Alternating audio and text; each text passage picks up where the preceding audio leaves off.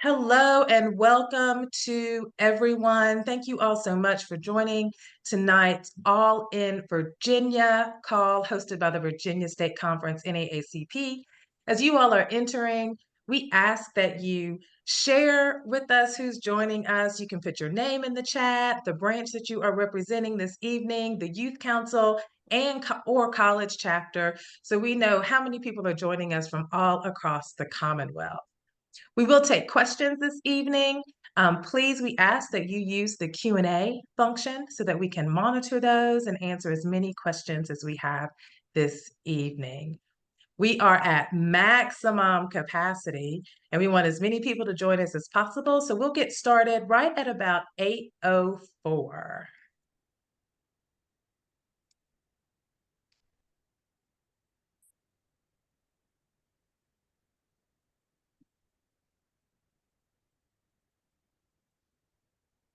And again, welcome everyone. We're excited to see so many people joining us from all across every branch. Oh my goodness, in the Commonwealth. Welcome, welcome. Please let us know who's joining us. Drop your name in the chat, your branch, youth council, or college chapter. And we love to see our youth in college joining us, as well as our middle-aged folks like me and our young at heart folks. So excited to see so many of you all joining us this evening. Welcome, welcome. Again, we'll get started right at about 8:04, so as many people can join us as possible.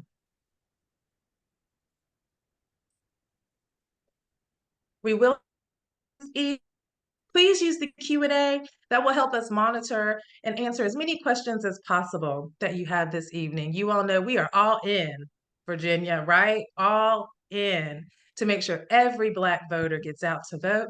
And tonight is just the beginning. We are less than 100 days away. So welcome, everyone.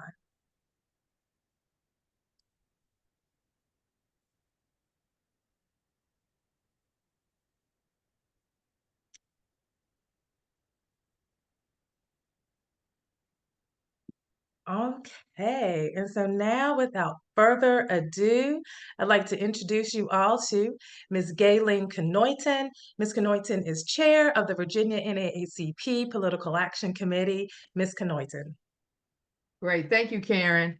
And good evening, freedom fighters. Well, we just came back from the National NAACP Convention in Las Vegas, and I tell you what, we are all in for this election. We learned so much that's there. You're going to learn some things tonight. And there's going to be upcoming webinars on a national level as well. So you're going to be getting a lot of information that's going to be thrown at you, but we want you to take some notes tonight so you can learn the first part of what we want to share with you, which we will be sharing with you Project 2025. We'll do some highlights with that. And we have Congressman Bobby Scott, who no other can do a great job. He does a great job explaining Project 2025. National will also be doing a webinar on Project 2025. And then we have Stephanie Owens, who is our National NAACP Grassroots Voter Protection Director. And she will be going over our voter protection plan. And then we have our State Civic Engagement Director, Stephen Pitts-Miller. And he is going to talk about what's our next steps is going to be, things that he needs to have. Stephen Miller Pitts. I'm sorry, Stephen, I said your name wrong. But anyway, and he is going to talk about, our next steps, things that he needs, for us to move forward, because, this is a pivotal election and we have to make sure that our agenda is pushed forward in this election. So thank you so much for being on today. I see we're coming out in record numbers. And I also see a lot of people that I notice on here. So I'm glad to see that. And I see some new people, which is great.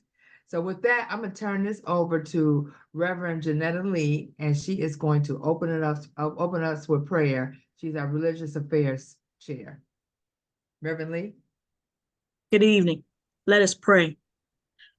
Lord, when we seek you, we find you in all things. As we collaborate as a people in the building of our society, may we find you there. May we work together to create a place where all are valued, where justice and righteousness prevail, and where the needs of the most vulnerable are met. Lord, please help us protect our elections, which are the heart of our democracy. Help us make wise decisions and have the God kind of awareness needed at all times. We are all in, Lord, and appreciate your provision, your power, and your protection as we advocate here in Virginia. In your holy name we pray. Amen. Amen. Thank you, Reverend Lee. Thank you so much for that prayer. And next, we're going to bring on our state president for the Virginia State Conference, Reverend Cozy Bailey. Thank you, Gayleen, and welcome to all who are joining. This is so exciting that we have so many people here with us this evening. We have some great panelists also to guide us through the program for this evening. I recall that back in November, when you graciously elected me as your state president, what I told you then is that I'd make a promise to stand on 5 pillars. One of those pillars was to improve and expand our political activity. Now, what that means for the NAACP is to fight for those things that we believe people who have been othered, people who are less than, have been left out for so many years. And you know, all of our previous freedom fighters fought for this precious franchise to vote.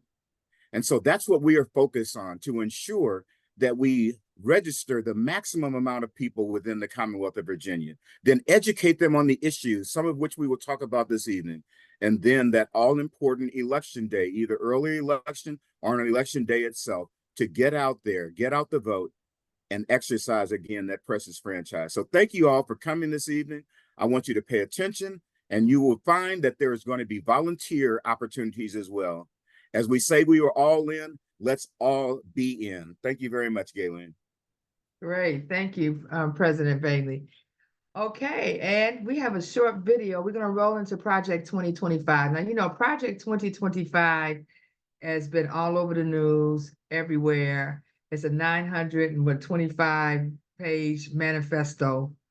And we've asked people to start a book club, everybody take on a chapter to try to decipher all of this.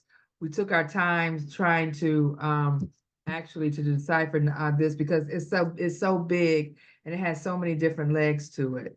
And National is actually going to give us a toolkit for that we can use. So with that, we're going to start off with a video, and this is a video of our national president, Derek Johnson, who was interviewed on ABC News about Project 2025. And the reason why I want everyone to listen to this is because he really speaks in a manner of nonpartisan, but political. And I think this is a tone that we need to speak, is set for us when we need to speak, when we speak into audiences, if we speak into the press. This is a great example of the method that we should use. So Karen, if you can bring that interview on, that'd be great.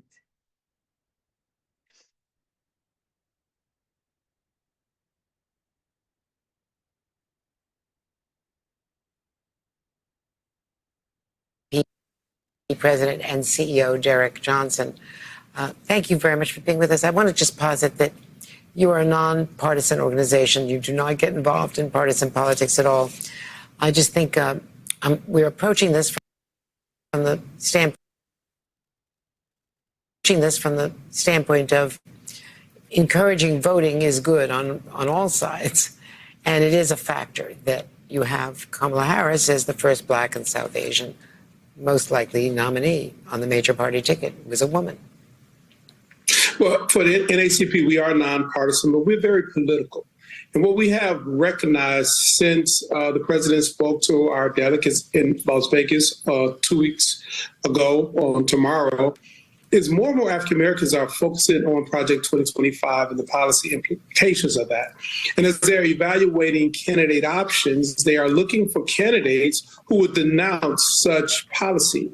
That 900-page document is a radical shift from for individuals when it comes to employment, going from a 40-hour work week to 160 work month.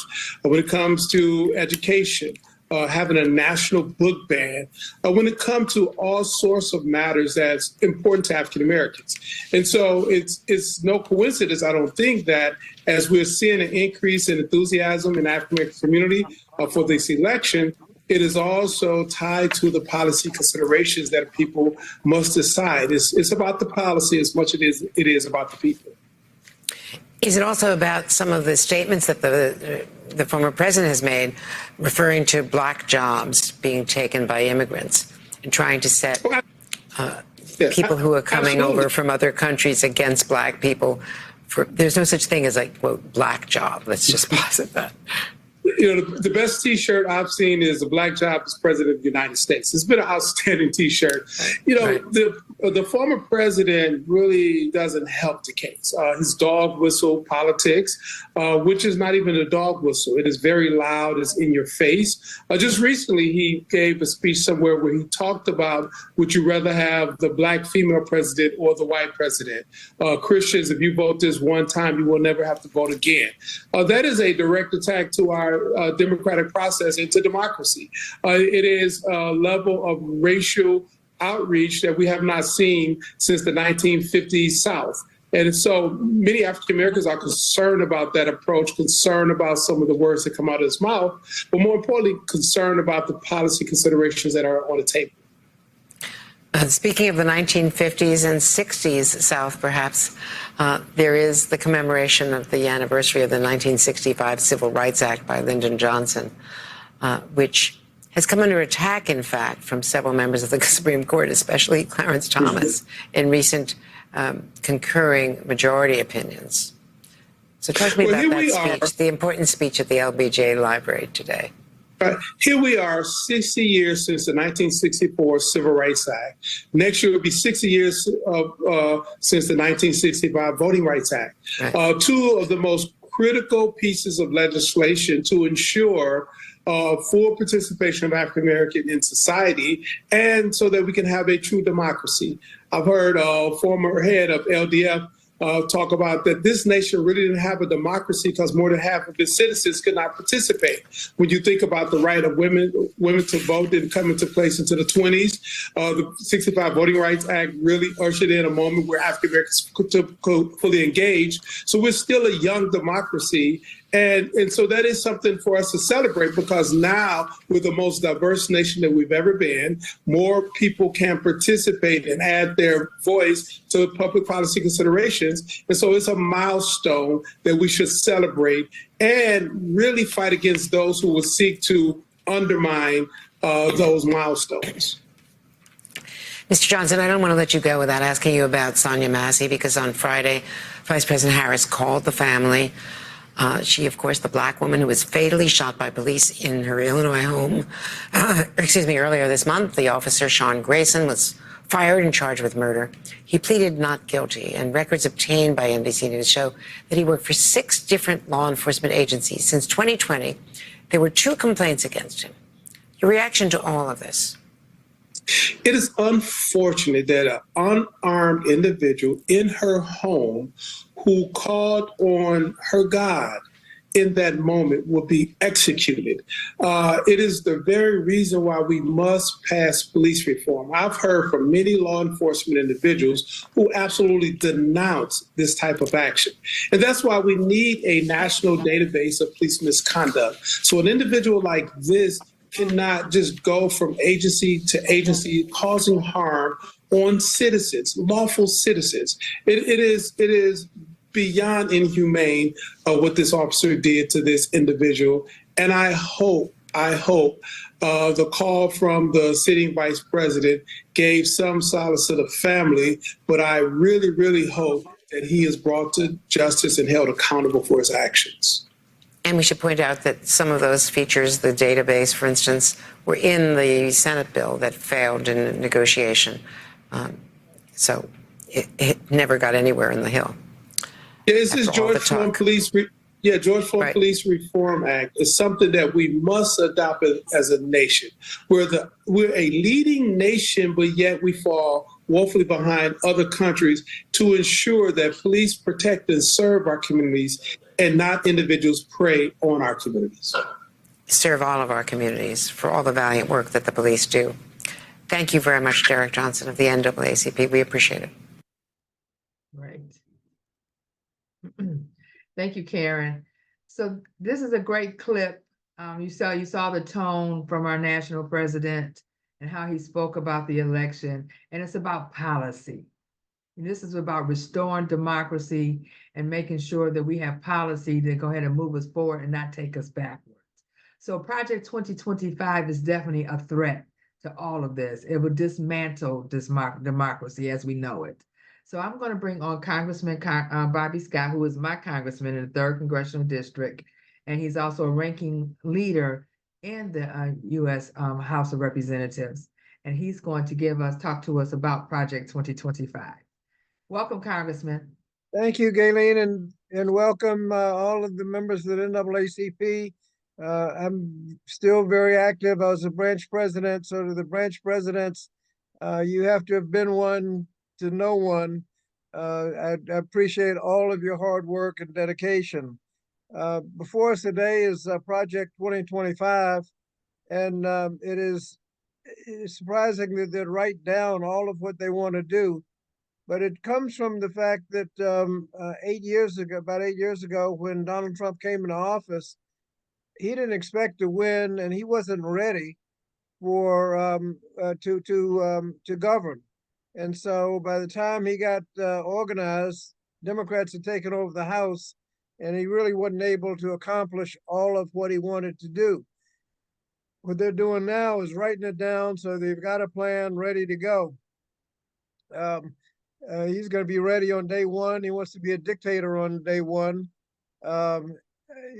Anybody's a dictator on day one, you know they're going to be a dictator on day two. And he's already said if you vote for him once, you won't have to vote again, or you won't get to vote again. I'm not sure exactly what he meant by that. Basically, the document spells out how you can consolidate power and execute the plan in terms of policy. You don't have to exaggerate the plan, you just have to read it. You start with some of it has already been implemented by the Supreme Court. The president is become immune from criminal prosecution, no matter how egregious his behavior.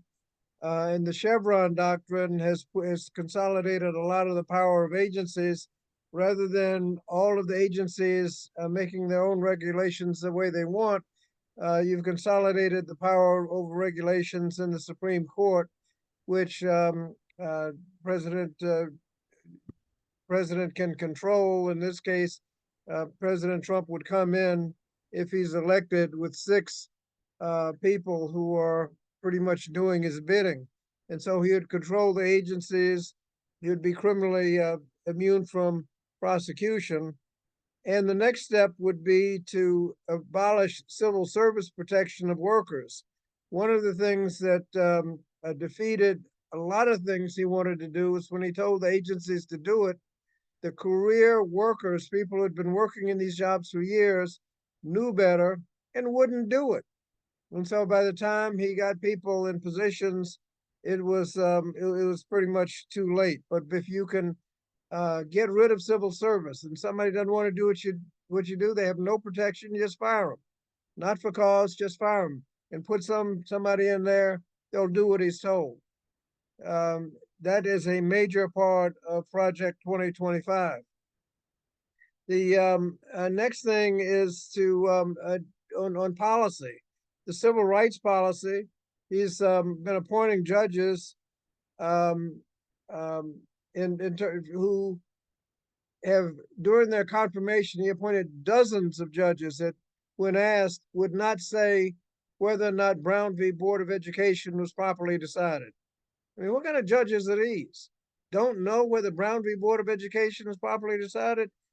But in terms of civil rights, they're going to move on the Voting Rights Act. There's already a Republican judge that says there's no private right of action under the Voting Rights Act. We've been bringing cases under the Voting Rights Act for 50 years. Now they're saying that there's no private right of action. If you bring an action under the Voting Rights Act, it has to be done by the Department of Justice. If you control the Department of Justice, you've essentially wiped out the Voting Rights Act if your Department of Justice has to bring all the cases. They want to eliminate every reference to DEI, diversity, equity, and inclusion, affirmative action, and everything else, and specifically allow discrimination based on LGBTQ status. Specifically allow that. That's the civil rights agenda. I serve as the ranking member on the Education and Workforce Committee, so I have an interest, specific interest in the education policy. The first item on the education policy is to abolish the Department of Education. Cut Title I funding. That's the money that goes to low-income areas so that they can have a fair shot on educating children that are coming with all kinds of issues. Title I is distributed based on poverty, so that those that need it the most get the most. They want to abolish and phase out and abolish Title I. They want to abolish Head Start. They want to ban books and rewrite history. They want to cut the school lunch program and cut back on SNAP. They want to take money out of public education using vouchers so you can spend it on wherever you want to spend it. And they want to get rid of the student loan forgiveness programs like public service loan forgiveness. They want to abolish all of those programs. In labor law, they want to scale back on child labor protections. They want to get rid of or scale back overtime.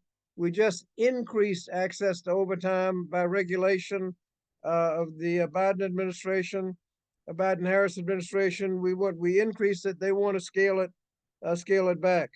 They want to undermine the right to join a union, make it more difficult to join a union. When you join a union, you get more pay, better benefits, a safer workplace, and in fact, you get equal pay for equal work. We talk about the wage disparity. Best way to deal with that is with unions, because there is no wage disparity. You get equal pay for equal work.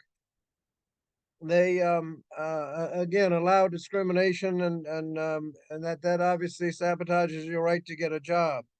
In climate and environment, they want to end the fight against fossil fuels. I mean, the whole climate change is to phase out fossil fuels. They want to eliminate that fight so that the fossil fuel industry can be alive and well. They want to eliminate the Environmental Protection Agency, the EPA. And President Trump has publicly invited the fossil fuel lobbyists, to donate $1 billion to his campaign, and in exchange, he will deregulate all the environmental regulations. In terms of housing, President Biden has several programs to reduce discrimination and increase equity in housing. They specifically want to get rid of those. In healthcare, people are aware of the national abortion ban that they want to enact, even if women's lives are in danger. They want to have a national abortion ban. They want to repeal the Inflation Reduction Act that reduced drug prices and has insulin at only $35 a month. And in what's coming next year, $2,000 a month out-of-pocket cap on drug prices altogether. A lot of people can meet the out-of-pocket in January and February. If you have some high-priced drugs where your copay is 20%, if you're paying $10,000, you can pay $2,000 on one drug. They want to get rid of the $2,000 cap on drug prices. They want to get rid of your protection for pre-existing conditions and increase premiums, and cut eligibility for Medicaid. Okay to deny coverage for contraception. We know that President Trump, when his repeal and replace that would have become law, but for John McCain's thumbs down in the middle of the night, CBO said that that would have increased premiums 20% the first year, reduced the number of people insured by 20 million, it would have would have reduced the protections for those with pre-existing conditions. And because they don't have essential benefits in that plan, no telling what kind of insurance you'd end up getting. That was consistent with Project 2025. It came within one vote of passing. In tax policy, the tax cuts for the rich, the Trump tax cut, 80% of the benefits went to the top 1% in corporations. What we need in tax policy is more along the lines of the child tax credit that was a major factor in reducing child poverty by 50%. Foreign affairs, they want to abandon Ukraine and get out of NATO. They want to weaponize the Department of Justice so that they can, at the whim of the president, go after anybody that all of their political enemies, arrest them for things, whether they've done anything or not. And of course, no gun safety. Even Trump is now trying to deny the plan, but we know that a lot of it is stuff he said, and the rest of it his associates wrote. But you have to remember what his slogan has been all along: "Make America Great Again." And he hasn't said publicly what "again" means. Like, when was it great? When do you want to roll the clock back? When do you turn the clock back to? Well, we know it's before in the 1970s, because you want to get rid of Roe v. Wade. We know it's before the 1960s because they're sabotaging the Voting Rights Act. We know we're finding out that it's probably before the 1950s because they wouldn't stand up for Brown v. Board of Education. And we know when he says he's not really for the Project 2025, you know he's been known to lie. So all of the parts are extreme. He's publicly advocated for much of it. His associates wrote it, and it tells you precisely what they're going to do, and they're serious. And so we have a choice. We can go backwards to who knows where, or NAACP members have the power. You can register people to vote and get them out, and we can stop Project 2025 before it gets enacted. You're on mute, Kayleen. Thank you, Congressman Scott. So, just like the Affordable Care, a new name was created because they didn't like the Affordable Care. So now we see with Project 2025, all of a sudden they come up with Agenda 47. It's the same thing, correct? You're on mute. You're on mute, Congressman. Okay. There you go. Okay. Uh-huh. We know they published it. It's in writing. They have said exactly what they want to do. And so there's no secret to it. The only thing is, I guess they didn't think we were going to read it. But regrettably for them, we've read it and we're talking about it. And people are finding out exactly what they have in mind in terms of policy and process if Trump gets elected again. And I think as people read the document, they'll find that this isn't anything we want to go back to. I mean, he starts talking. He thinks people have amnesia. He keeps talking about his great economy. He posted the worst job numbers in 100 years. People forget about the long lines to the food bank. People forget about the last time they had trouble finding toilet paper. That was during Trump's great economy. They're trying to pass it off as something that we've totally forgotten about how bad his administration was. All the chaos, you hold your breath every day. You don't open the paper. You don't know what he's going to do next. But they have outlined it so that he's ready on day one as a dictator to implement Project 2025. And they've written it out exactly what they want to do. And they're serious about it. Great. And he also said the health department, Health and Human Services will be called the Department of Life. Is that right? Well, I just talked about the specifics. They have all Right. kinds of things in there that so kind of philosophical overrides where they talk about life and marriage, traditional and all the culture stuff, which is kind of hard to define. But I just outlined the specifics that have specific meaning in the English language. And if you just read it, you know exactly what it means, and they can't weasel their way out of it. Great. Thank you. Well, I think we answered the questions, and you did a great job with your presentation, answering a lot of the questions that or thoughts that people needed to they were thinking about. You were able to answer it. And this is serious. This is a serious matter, and we'll have more information to roll out. But we wanted you all to have a synopsis of all of this, and you will have a recap email. You'll have this video. We'll have a brief in it, and then hopefully we'll have the toolkit from the project from the National NAACP on Project 2025. So thank you, Congressman Scott. You did a great job. We appreciate everything you do for us because you work for us 24/7, especially when you're up in Washington. And so thank you and good job. Thank you. Great. All right, let's give him a hand clap. All right.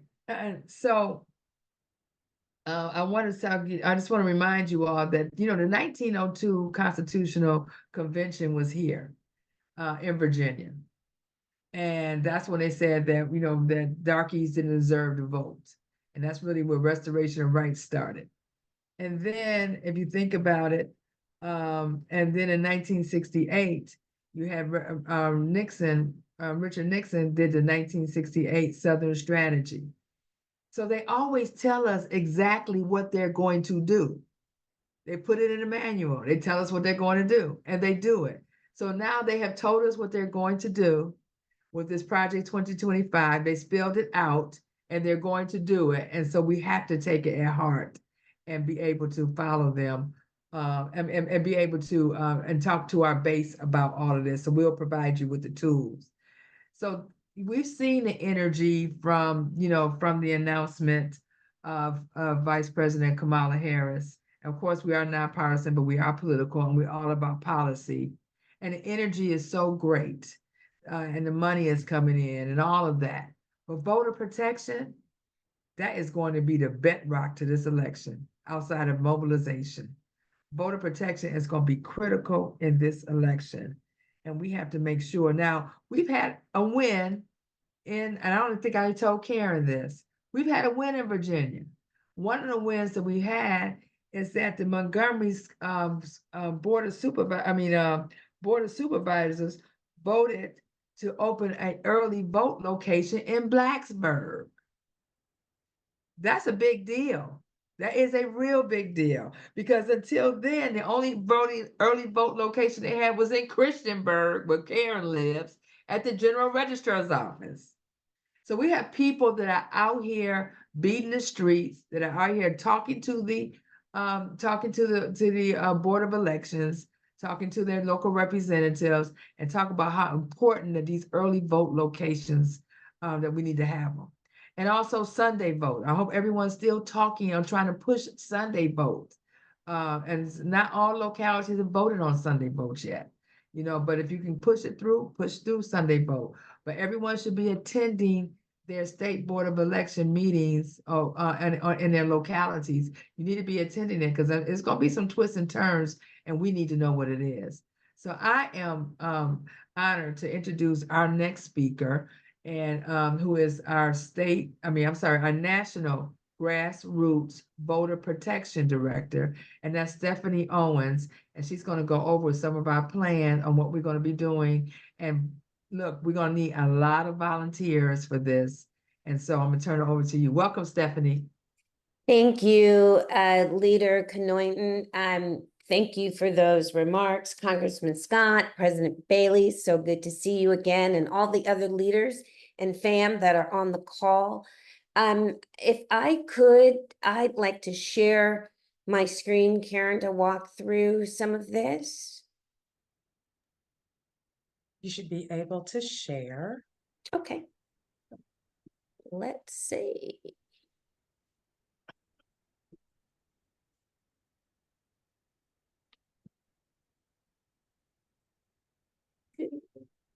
Share screen. It is not happening, but it's going to happen. So while it That's says, okay. I have it totally ready for you. okay, it says it's disabled. So I will, That's okay. I'll allow you, please. 98 days.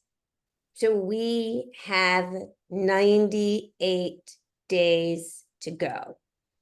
And I want to leave you with my parting message for tonight, which is please keep the main thing the main thing. There's going to be a lot coming toward us, and we have to keep our eye on the prize about what we are specifically trying to do. Our national office, through our Civic Engagement Department, is investing millions of dollars in finding those voters that are in the voter registration gap, as well as turning out our high propensity voters. Doesn't do us much good to spend all that money to find the people and then get them to the polls, and then lo and behold, we can't get their votes counted. So I want to talk a little bit about some of the big issues that you're facing in Virginia. I also want to talk a little bit about some opportunities that you have as well. And then make sure that you know there's some national trainings coming up so that if you are available, you're able to participate. Our best defense against voter suppression is going to be an informed and empowered voter. There are just a few basic things that a voter needs to know that will take care of the basic suppression issues that they're going to face at the poll. They need to register. They need to verify their registration because of the issues that are going on with purging the rolls. They need to have a mail ballot as a form of insurance, not because they necessarily plan on voting by mail, but we don't know what's coming our way. And we want to at least be sure that we have that piece of insurance in our hand. We want to know how to track that ballot. We also want to know that if there's a problem with the ballot, that we understand the rules that allow us to go in and cure that ballot so that it can be counted. And we want voters to understand that if they have a problem, there is the NAACP Voter Protection Command Center that's there to help, as well as the work that you're already doing in state coalition with your state tables, as well as 866 Our Vote. Next slide, please.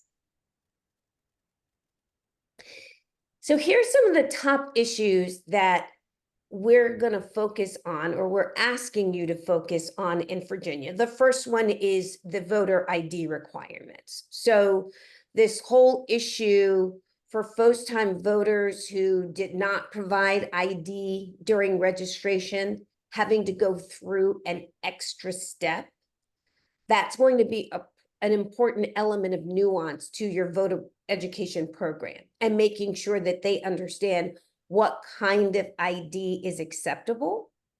But if they do not have ID, they still have the opportunity to sign a voter ID confirmation that still allows them to vote a regular ballot, which means they don't end up in this provisional pile of ballots that then have to go through the ballot canvassing process, which is another space where things can go sideways. So we really want to hone in on that voter education.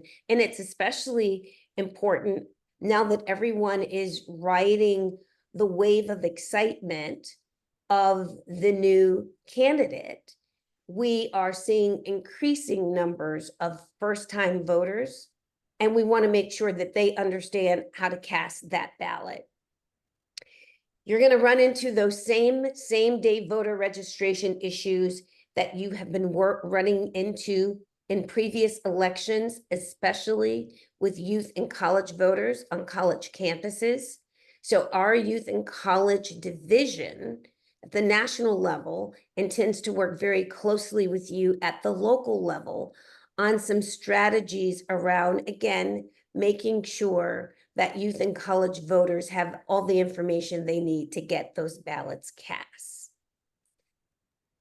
The other issue is around the signature requirement. So the signature requirement was removed in 2023, but on absentee ballots, you now have to include the last 4 digits of your social security number or your birth year when you're returning that ballot. And if you don't have a social security number, then you have to use your voter ID number. Again, for those voters who are very accustomed to just sending in their ballot, this is going to be a little nuance that they may not be familiar with.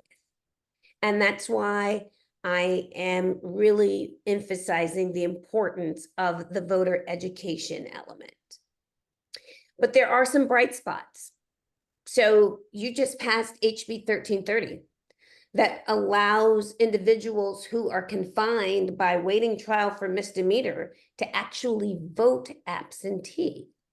So if that's not a program that you're already working on in the state, we should talk about whether or not you consider that to be a viable program for you for additional votes so that we can help you build an education plan around that, but also an outreach and engagement plan with those law enforcement officials to ensure they're aware and that they're allowing that to occur. And then the other highlight is the change in the polling place location notification. So it was 15 days to tell someone that their polling location has turned. They've expanded that to 30 days. So there are some positive things on the horizon. If you have questions or comments about what I'm saying, please drop them in the Q&A, and I know Karen will flag me and we'll have that discussion. But I wanted to hone in on some of the very specific things that are happening in Virginia. But these are the things we know. There are things that we don't know that are going to happen next week and the week after and many days between now and November. In Georgia, for example, we're fighting a new policy that they just created. They created a policy in benefit of the voters, and I hope y'all can see my air quotes, in benefit of the voters, to allow a voter to go into their election system and cancel their voter registration because they've moved.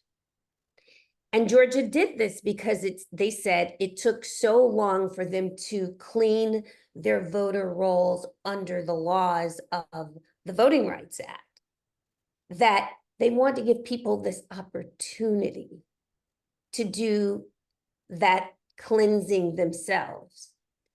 What their new policy doesn't have are checks and balances. So if you know someone that lives in Georgia today, and you have their address, you have their birth date, you have that specific information, you can literally go into this official Georgia state election site and cancel their registration.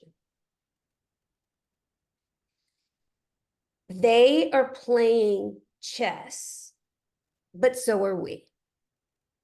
So it's important for us to make sure that we're handling our fundamentals, the things that we know that we have to do, but that we're saving some time and some space and some grace for ourselves for the random acts of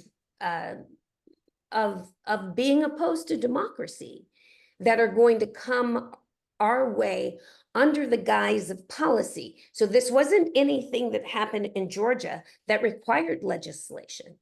This was simply a policy decision by the state.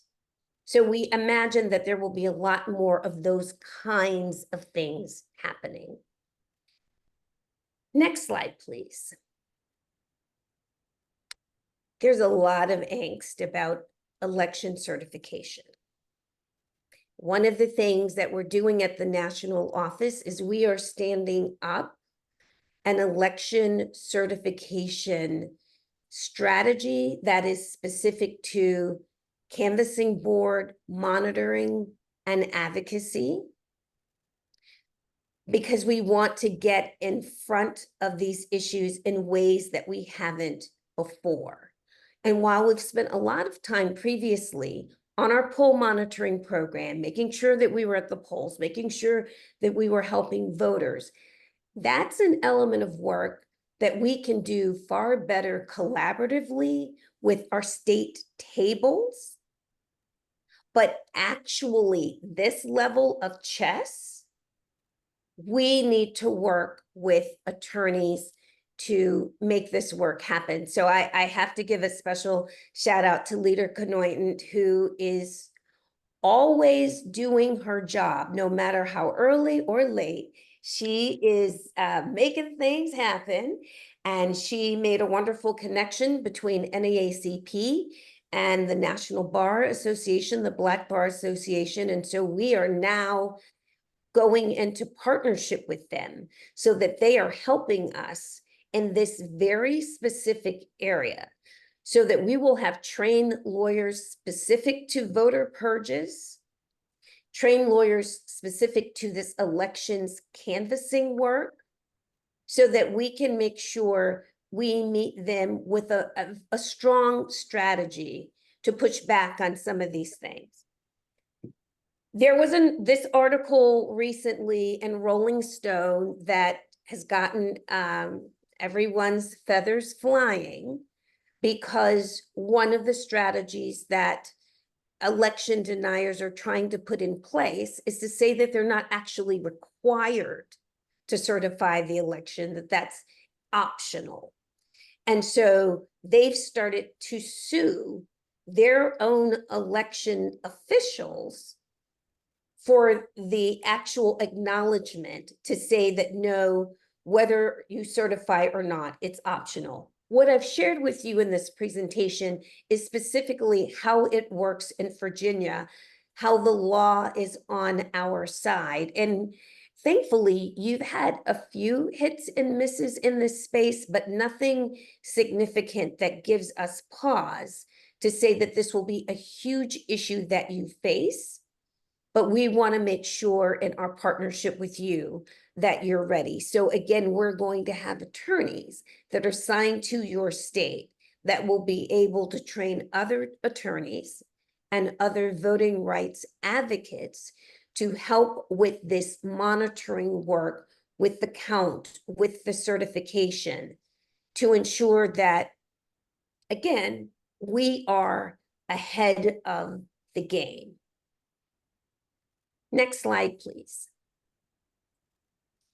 National has built a voter protection toolkit. It's a toolkit that explains some of these larger issues that we see nationally, and then we break them down for your state specifically. We're focusing on communications. How do we share the basic voter information? We don't want to overwhelm voters. They're hearing any and everything. Our job is to keep the main thing. Register, verify, get your ballot, get your sample ballot, know where you're voting, know how to cure your ballot if you have a problem, know how to contact NAACP or 866-OUR-VOTE to get your problem handled. And that's so important in many other states because of the way they've started to criminalize the work that we do to help voters. So we need to make sure that we're getting voters all locked up and excited about what they know and their ability to make a plan so that they vote. Look at your data. Are most of your people voting early vote? Because if they are, the shenanigans around changing polling locations won't matter if you can put a system in place that really pushes everyone to take advantage of early vote. This election officials' advocacy is important One of the things we're thinking about, and I would love your feedback, we're thinking about a national campaign to ask election officials to pledge that they're going to certify the election. We've elected you, or in some cases, you've been appointed to this role. So you know what you're doing. You're a professional. You're proud of your work. You're not going to tell us you're going to do all of this work, but then you're going to get to the very end and then you're just not going to certify it because you feel some sort of way. So why not have a campaign and ask them all to pledge that they're going to certify? And it's like a report card. If we go to X, Y, or Z county, and that elections official says that they can't certify that they're going to do the best of their ability for a fair election, and that they stand by the work that they do and the people that they hire and the processes that they put in place, that's good to know. But we're thinking about that campaign, so I'd love to think whether or not you think that's a good idea. Before the lawsuits begin, let's have this opportunity to see where our elections officials stand. I would be remiss in not plugging that Thursday, I think, is the 1st. So that's National Poll Worker Recruitment Day. The other thing we need to do is get our people inside the polls. And by our people, I mean people that believe in democracy and a free and fair election. So we should work very diligently to try and do that. Voter challenges. When we do your state-specific training, we're going to talk about challenges in your state and strategies that you can use to push back on those challenges. Your rules are different from other states like Georgia, where they can just do mass challenges, and so hundreds of people are impacted at a time. But this is another strategy that they're going to employ. And then we're asking through this toolkit that you set up your plan for mail voting, your plan for early vote, your plan for ballot curing. What are you doing on election day, and how are you controlling the narrative that election day is not the end? It's the beginning of this other phase that takes us through to the certification process, which is on December 11th. So we're still going to be holding court and holding people accountable between November 5th and December 11th to make sure that these things are happening. The voter education component is so important. The mis and disinformation out there will be rampant, but our job is just to push forward with facts. There was once a political consultant who said it's the economy, stupid. I think the new line is it's really just the facts. People can say the things that they want to say, but we want to talk about the specific facts that are related to voting and to that great information that we heard about Project 2025 and why it's important to push back on those issues. Next slide, please. So we have a voter protection toolkit. It's in draft form. I'm happy to share this with you as a draft so that if you have any feedback over the next week, you can share that with us and we will make adjustments. But what we're doing in this document, it's about 25 pages. We're going through each of those elements that I talked about previously and giving you some tips on how to accomplish those particular issues of voter protection. And then we lay it out over a 12-week process that starts next week. So if there are a few activities that you do every week, when you get to the week before election, you'll have a full plan in place. Next slide, please.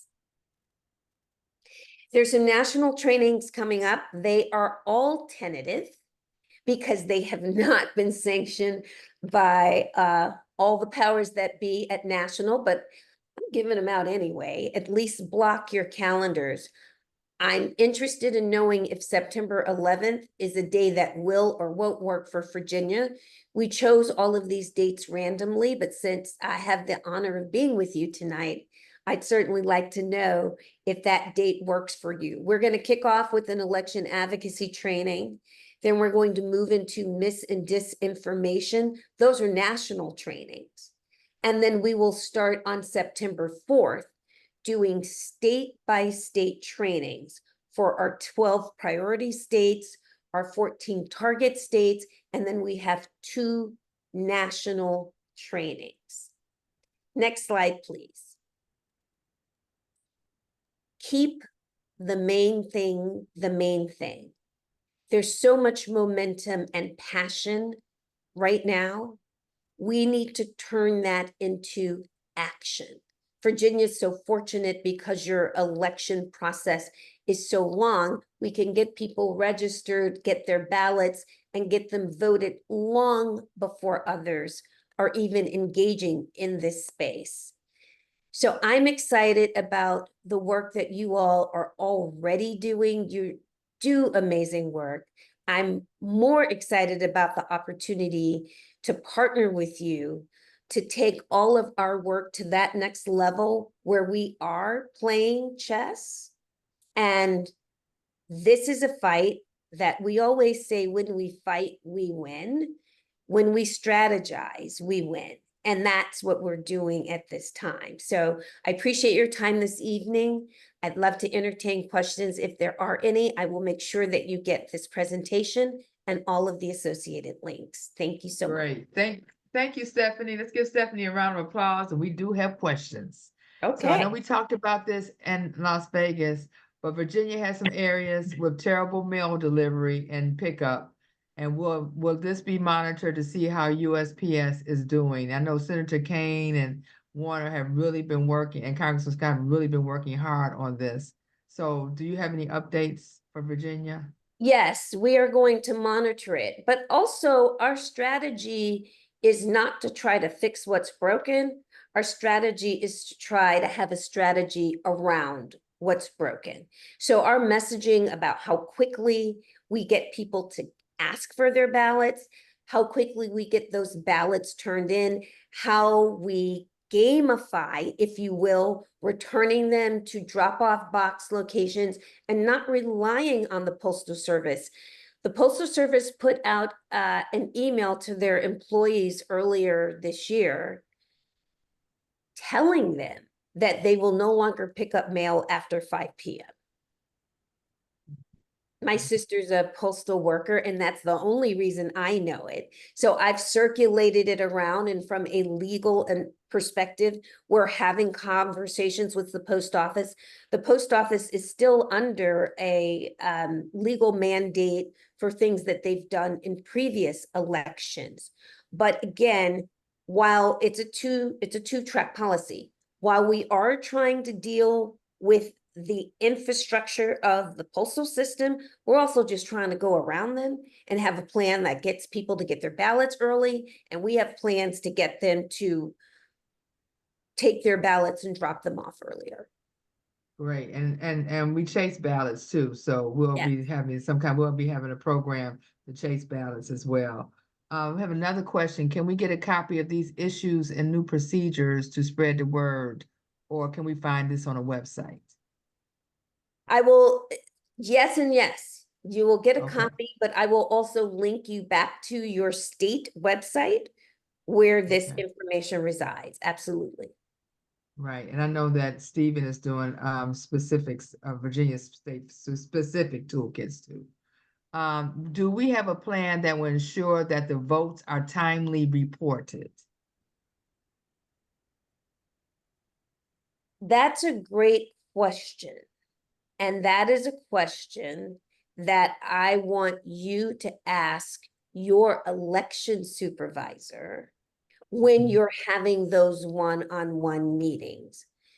The technical answer is that we do, because it's legislated on how that works, but we have no idea what we will run into over time. you know, the situation that just happened with the Microsoft upgrade that left many, and I hope none of you, stranded and not able to travel for days because there was something that happened. So those things are mandated, and yes, we have a process. Our ability to ensure that that process happens that way doesn't take into account for unforeseen circumstances, but that relationship with the election officials that will explain to you what they will do with unforeseen circumstances is very important information to get up front. Right, thank you. As Thomas Jones said, our poll workers should be aware of these certifications. So all poll workers should be aware of certifications. Not only should they be aware of certifications, but your poll worker training manual is available online. Okay, So great. you will be able to pull that down, and that will be useful for your political action chairs as well. Okay. Is there an emphasis being placed on active duty service members and spouses to cast ballots? I read it's a difficult process. There, there is an active process. The difficulty that's been espoused from many of the election supervisors is not getting the ballots to the service members, but the service members getting them back. I know that's probably of a particular interest in Virginia. So I think that's something that we should take offline and do a deeper dive in and see what better solutions we can come up with. So that was an excellent question or comment. Thank you. And I've got some things that we've done in the past with them, how they apply online and how they're able to follow up. So we could talk about that. How would you go about approaching our local registrar to ensure updates and changes are transparent to our absentee voter?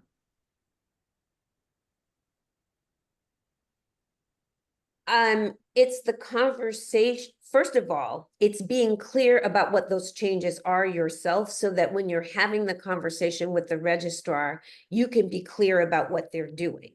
If you have a registrar that's not sending updated information, they don't have a plan to send updated information, that's something that you can request. So I think it's important, and that's why we're doing this elections advocacy training so quickly next week, to put some of these things in front of you so that you can have those conversations with them.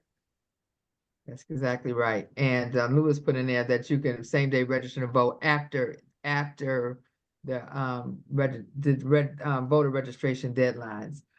So there is a question that's in there, as in the chat, about van. I don't know when the next van training is going to be. I know the van training is who has access to van. Certainly certain people in the branch. Isn't that right, Karen? Only the secretary has access to van, no, right? political action chairs who have had Right, training that's right. can Yeah. have access, but Stephen Miller-Pitts Yes. can probably assist Yes. Yes. with those units who may not have van access or don't really know how to use it. So we're very So lucky he to could have talk him about with that. us. I know that Stephen will probably mention this. We were just on a meeting together, and there will be a national vein training coming up very soon, but that's in Stephen's world. So I'm gonna That's great. So he could stay in talk my about lane. that. No, that's great. So this was a great information, Stephanie. We're so glad to have you lead us in this effort, because this is going to be so important. We know that everyone needs to be vigilant. We don't want to make anyone afraid to vote. No. We want everyone to feel that their vote is going to be safe, and they should know that the NAACP is going to have volunteers. We're going to have lawyers, and we are going to be out front to make sure everyone's vote is protected. So how we talk to our base and our members or whatever, they need to know what we're doing, and so we have got to build our base on this volunteer network, get as many people as we can who are not afraid to go against someone challenging a ballot, and they know the rules. to work inside the polls. That's so important as an election officer. They call them different names in every locality, but I know it's a paid position. But we need a lot of people to work inside, because I had people text me this morning that said that they know that the naysayers are going to try to stack as many people inside the polls to challenge every ballot. And we need someone to be inside the polls, people inside the polls that's right there to go toe to toe with them, because they know the rules or whatever. So this is going to be very important that we have that. So Stephanie, thank you so much. You're welcome to stay on. And we'll be having more training. We got a training coming up, as she said. We'll be having training coming up in September with her as well, and I'm sure we'll have some even before or after that too. So thank you, Stephanie. Appreciate it. you. Thank you. Okay, great. All right. So next, this is this great information. You'll get this in an email. You'll get it, and as soon as we get additional toolkits or whatever, we'll send it. But in the meantime, let's try to recruit as many people to work inside the polls, get as many people to work, become poll observers, poll watchers. We need it all. We just need it all. As a matter of fact, I was going to talk to Dr. Janetta Lee about the chaplains at the polls too. We had that back in 2008. I think we need to bring that back. Especially in some polls that we know that we're going to have challenges in, we might want to have chaplains at the polls. So, as poll observers. So I think that's great too. Next, we're going to bring up our Civic Engagement Chair, Stephen Miller Pitts, and he's going to give us some updates, and then we'll wrap up with the charge on moving forward. Stephen? Thank you, Gayleen. Good evening, everybody. Karen, did you get those slides? I did. Well, did you send more than one slide? Yeah, I'll send it. Second. Good evening, everybody. Stephen Miller Pitts. I'm your Virginia campaign's civic engagement director. I'm happy to be here. I'm happy to be all in as we go along on this 2024 election cycle to create history. And this history that we're going to create is there is 14.5 million Black voters across the country. And so we need to get them engaged. And the best way that we can get those voting members engaged is by recruiting volunteers. And so the National Office of the NAACP has a robust goal to recruit 300,000 volunteers. And so that breakdown for Virginia is around a 20K model. And I think that we can do it, but it's going to start with each and every one of you signing up to be a volunteer and getting members in your units to volunteer. The goal that I really have for each unit is to get about 15% of their membership to sign up to volunteer for this program. And last night I had a meeting with the unit presidents and the political action chairs to give a brief overview. So Karen, if you have the slides, you can put them up now. So what I'll do right now is go over a timeline of some important dates and some links real quick, and then I will do an exercise and I will relinquish the mic right back to Gayleen. All right, so when you look at this, these are kind of our important dates. These are not all comprehensive. Some dates will potentially change. And some may be added. And so immediately, Stephanie alluded to earlier on my National Civic Engagement Director call. There are more trainings coming down the pipeline, band training. And what they want us to do over the next couple of weeks, you'll see August 6th, 7th, 8th, and 12th. I have designated as virtual phone banking power hours. And so this information will go out with the way that you can sign up. And basically what this will happen is it's already in van. And so it'll be 90 minutes, but the power hour will be for you, the volunteer, to go ahead and call a volunteer base to see if they will join our journey to volunteer. And so the first 30 minutes, I will go do some training with those that can come on the 6th, 7th, 8th, and 12th. and teach you how to work the system, which is very, very easy to work. You just need a laptop, if you will, or a device where you can go right into the system and it auto dials for you. You have the script. You use the script as necessary, and then you go right on to the next one. You click a couple of buttons, they'll get the information to sign up to volunteer, and we can keep going. Is the deadline for mail and I'll answer questions at the end. And so August 18th, I'm going to have an updated follow-up call with presidents and political action chairs. August 20th is the deadline for the Building Community Voice Fund. If you go to this website, and this information will come out, if you go to this website, there is grant funding for us to do the work in the communities, to really get out there and engage the voters in certain districts that have been designated on the website. And so I'll make sure that link goes out so that you can see if your area qualifies and is eligible to get grant funding. And the deadline to submit that grant application is August 20th. August 24th, working with Gayleen, we'll have a voting rights summit down there in Hampton University area. More to follow about that, so you can register. I would love if everybody from across the Commonwealth could descend upon Hampton University to get some good in-person training. To maybe do maybe we can add a phone banking power hour where we can go ahead and recruit across the Commonwealth voters to come out to vote, in addition to those volunteers that we may need. September 20th will begin early voting in Virginia. If you don't know, it is 98 days until election.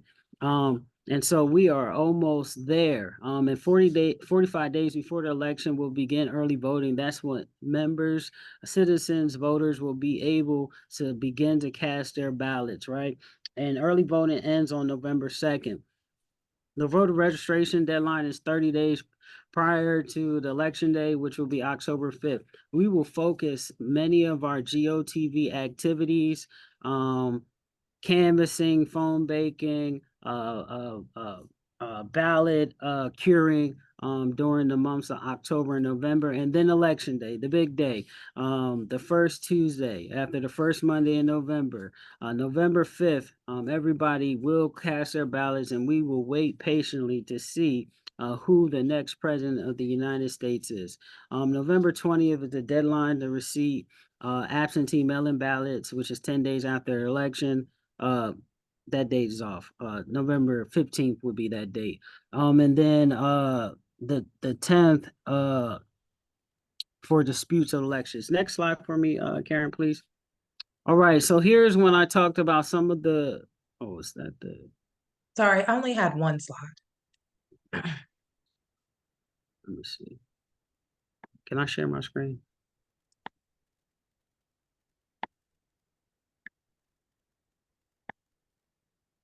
I don't think it's allowing you to.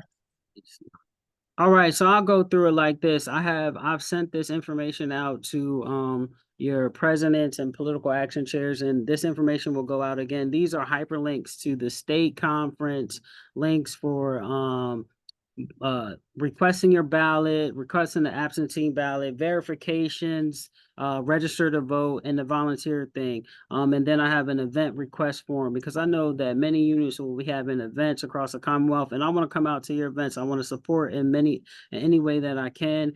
I have a budget where I will get some things like literature and things of that nature.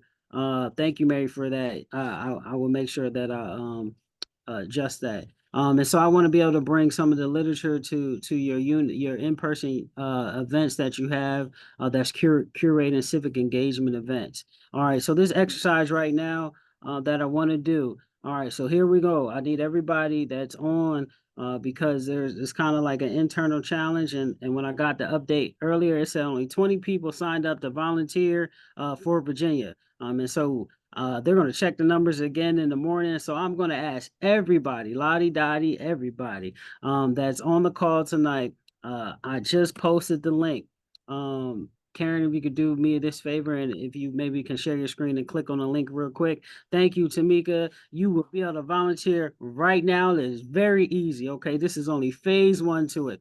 If Karen pulls it up, it takes a minute or less. You just put your information in, you click on that link that I posted in the chat, and then it populates this. You can do it on your computer, on your phone right now, on your tablet. Right now, you got to fill out 1, 2, 3, 4, 5 blocks and hit submit. The link has it. I'll post it again, Mark. Don't worry about it. I'll post it again because I need to see your name on the roster in the morning. I posted the link again in the group chat. And so then you'll get a nice little letter saying thank you for signing up to volunteer, and that we will send more information out. Okay, Jennifer, I'll send the link again. All right, let's go. Okay, and the link will come out again in the email, a follow-up email. And so it's very, very easy. Okay, some of y'all can't see it in the chat. So maybe Karen, you can post it in a manner that everybody can see it.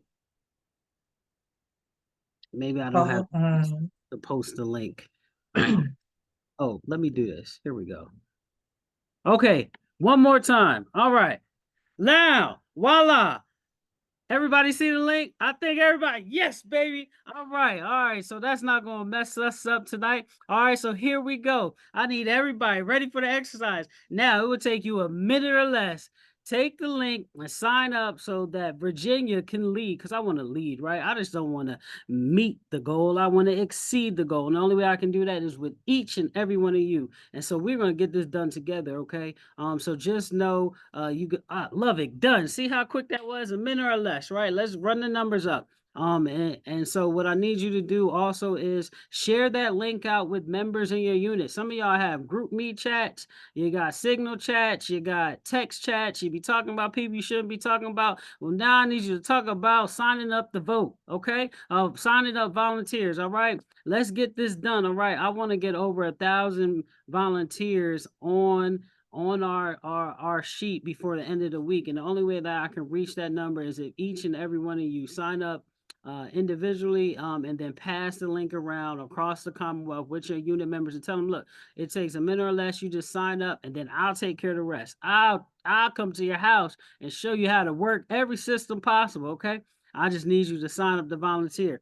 All right. So if you have any questions for me, please let me know. I am thoroughly excited.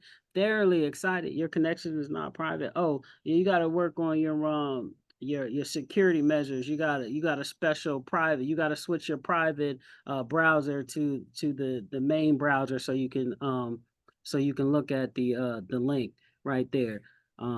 Thank you, Eloise. Done. I love to see it. Thank y'all. All right, it's 172. It was about 200 people early. So in the morning, I need to see about 350 signatures of volunteers on our link. More information to follow.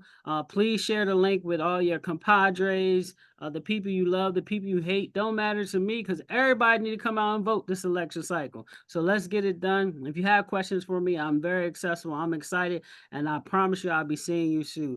Thank you very much. And Gayleen, I hand it over back to you. Hold on a second. Don't go anywhere because we're gonna have some questions, but thank you. I'm excited. He's excited. And look, I thought we were gonna have an auction going on here in a minute. But look, we got 173 people on here. This is like a telethon. Send it out to 5 people to sign up. We send it out to 5 people. We'll have like over 800 people or something like that, if my math is correctly. So send it out to 5 people. Say, hey, sign up. This is a very important election. Sign up to be a volunteer. We can do that. So let's go ahead and boost up those numbers. This is the time to ride the wave of the energy that's out here. People want to be involved. They want to be. So consider having some kind of a mixer. Consider having a coffee. Consider having a breakfast to teach people how to be involved in this campaign through voter protection, through voter registration. Have voter registration drives. Look at different festivals that's in your area, and ask if you can go do voter registration. And there's all kinds of different partnerships where you can do voter registration. Someone said earlier, hey, let's partner with branches. We're not chapters, we're branches and units. Let me just say that to you. Anyway, so partner with neighboring branches and have a big voter registration party, and register people to vote. But make sure we take that training, and we're going to make sure we put that link in there. We've had several trainings on voter registration in the past. And we want to make sure that everybody understands how to do voter registration the correct way. Go to barbershops. Yep, thank you, Barbara. That's right. Go to barbershops, go to hair salons, make a party out of it. You can go canvas in neighborhoods, and put on your chucks. So decorate your tennis shoes and bring people out. Somebody asked, how do I get 18-year-olds to involve or get them registered to vote, or 17-year-olds that are getting ready to be 18? It's going to be 18 by November the 5th, so they can go ahead and vote. They can register and go ahead and vote. Let me just say this. In Hampton, we're having a civic engagement voter registration teen lunch party with a DJ at a restaurant. We're gonna have a DJ. It's gonna be from 12 to 2 on August the 23rd. We're gonna have, we'll have lunch, and then we got like I said, a DJ. We'll have games. And then we have voter registration for 16 and 17-year-olds, or anyone else who's not registered, they can still do it. But think about fun events that you can have to bring people in, ride this wave. And look, and while you're at it, get them to become members of your branch. That's the ultimate goal. We want volunteers. We want to turn these volunteers into members. So always keep that top of mind. I think we answered almost everything in there. Oh, somebody asked a question. In order to be a poll observer, is it true you have to credentially be one of the political parties? They will ask you that because they need to have a balance of whether you're a Democrat or independent, a Democrat or Republican, because they need to have a balance on what's happening inside the polls.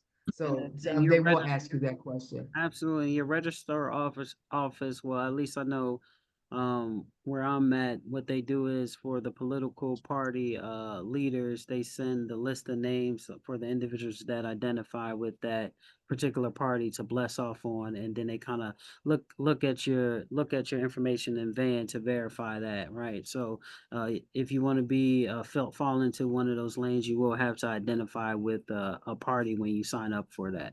But it's great work. The poll workers, I believe they get paid. It's pretty. I think they inside the polls, right. Some of y'all, and I seen somebody said I got 5. Yes, I love that because I got 5 on it. So send it to 5 people. Let's go. I'm excited. Let's go. So a couple takeaways. Remember, the absentee ballots no longer requires a witness signature, but you have to have your year of your birth and the last 4 of your Social Security. So that'll come out. You'll have that in your toolkit as well too. Make sure that you have a relationship with your registrar. Have a relationship with your registrar and also with your election board members. You want to have that. And we got dates. He gave you some of the dates, which is voter registration date. We're going to have Black Voter Day. We want to have events for that, Black Voter Day. I had said to you all a few months ago and last month when we had our webinar, our Zooms, that in August, it is the ratification of the 19th Amendment on women's right to vote. So ladies and men, you could join us too. We want to have the Ida B. Wells either marches or rallies to recognize the ratification of women's right to vote. Why is that important? You can have a march, you can have a rally, you wear white, you put on your tennis shoes, you can bring men, y'all can come in and wear white too. And we got to get that energy up. And of course, we're going to call it Ida B. Wells because we know the history of back then, Ida B. Wells was not really respected. And they didn't want her to be in the front of the march. And she made sure she was pushed herself forward to be in front. So Ida B. Wells events in August to recruit volunteers, get people involved, and get them engaged. And this is the time to do it. So think about that. And if you need any help, just reach out to us on that as well. Make sure you fill out your events form for national too, especially if you're having a march, and work with your police department and anybody else you need to work with to make sure that happens. But do that anytime in the month of August have the Ida B. Wells Women's March, rallies, events, breakfast, teas, whatever you want to have. Let's recognize Ida B. Wells. And you could do something with Shirley Chisholm too, you know, because all of these, we stand on the shoulders. And of course, you know, our elected officials and candidates stand on the shoulders of these women. So we definitely want to do events around there. And that's how you're going to get more people engaged. And then have your invite your professors, invite so your pastors, and have a forum on Project 2025. You can have it at a church and bring people in because people want to know about Project 2025. They don't want to just hear from one voice. They want to hear from several voices. So make sure you have the right people and then have panel discussions and around Project 2025. This is how you're going to get more members, people to engage and become members, you know, and help with the voter registration and help with voter protection and become members of your group. Now, this has been great. It's 9:26 and we still got 163 people on, and I am so grateful. We are so grateful for you all being on. But I'm gonna leave you with this. They're often demonizing the word DEI, you know, and they say, and I know we're nonpartisan and we supporting policy, but when anybody talk to you about DEI, you just smile at them and you say, yes, you're absolutely right. Definitely earned it. That's what we're going to use DEI for. Definitely earned it. And let's share that message across the board. And let's continue on doing this great work. Thank you so much. We'll be having more. Look, we got 98 days. It's going to be a lot of work, but it's going to be so worth it. It's going to be so worth it. So let's just go ahead and put on our tennis shoes and get out there and do the work. Thank you so much. I want to thank all of our panelists for being on as well. And we will see you next time, and reach out to us if you need anything. Remember, we definitely earned it. DEI. Have a good day. Bye-bye.